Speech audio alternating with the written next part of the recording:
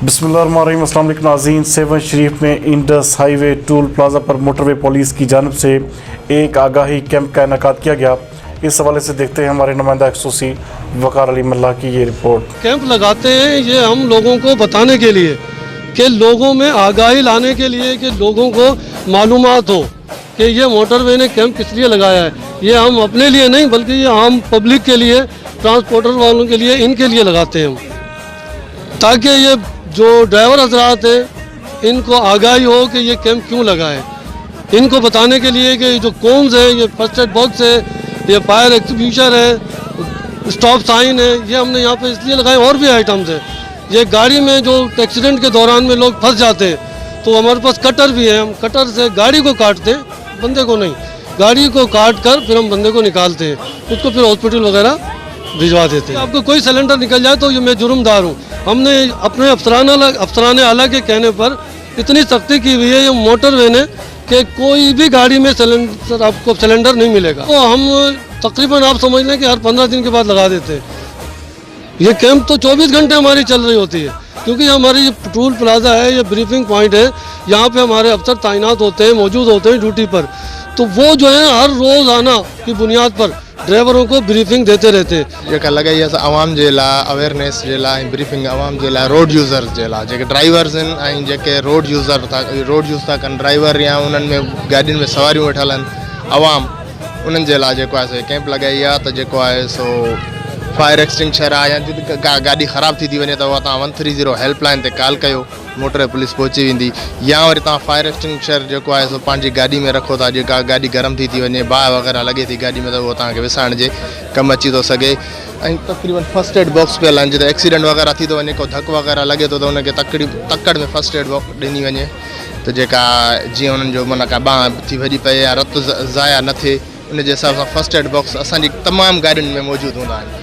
पर असां आवाम खे इहा आगाही पिया ॾियूं त उहो अगरि पंहिंजी गाॾियुनि में या पंहिंजे पाण सां गॾु बि उहो रखंदा दौरान सफ़र में, त उहो उन्हनि खे वधीक कमु अची वेंदो। में लॻी वेंदी आहे हींअर पेटारो खां वठी लाड़काणो ताईं 6 टून उन्हनि में मुख़्तलिफ़ ॾींहंनि में मुख़्तलिफ़ जॻहियुनि ते, माना हफ़्ते ते 10 ॾींहंनि में, महीने में, मुख़्तलिफ़ ॾींहंनि में मक़सदु की अवेयरनेस जो प्रोग्राम थींदो आहे। पोइ उन्हनि में आवाम खे अवेयरनेस ऐं आगाही ॾिनी वेंदी आहे त पोइ हिन तरीक़े सां सफ़र कयो ऐं हे शयूं अगरि पाण वटि रखो त उनजे तव्हां जी सिलेंडर हींअर PSVs गाॾियूं जेके पब्लिक ट्रांसपोर्ट व्हीकल्स आहिनि उन्हनि जे लाइ गवर्नमेंट बंदि करे छॾियो आहे।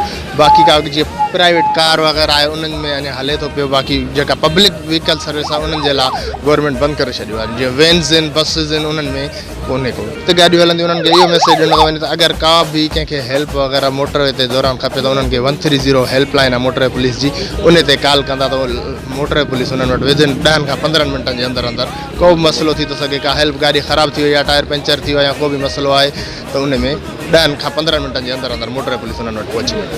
130 लाइन आहे, हेल्पलाइन आहे, उन ते कॉल कई।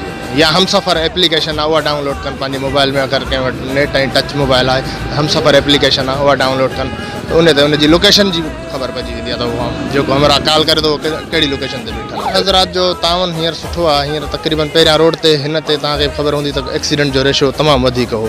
हींअर हुननि खे आगाही ऐं अवेयरनेस जा प्रोग्राम जेके कया आहिनि उन्हनि खां पोइ 70 खां 80% जेको आहे सो एक्सीडेंट ते कंट्रोल थी वियो आहे।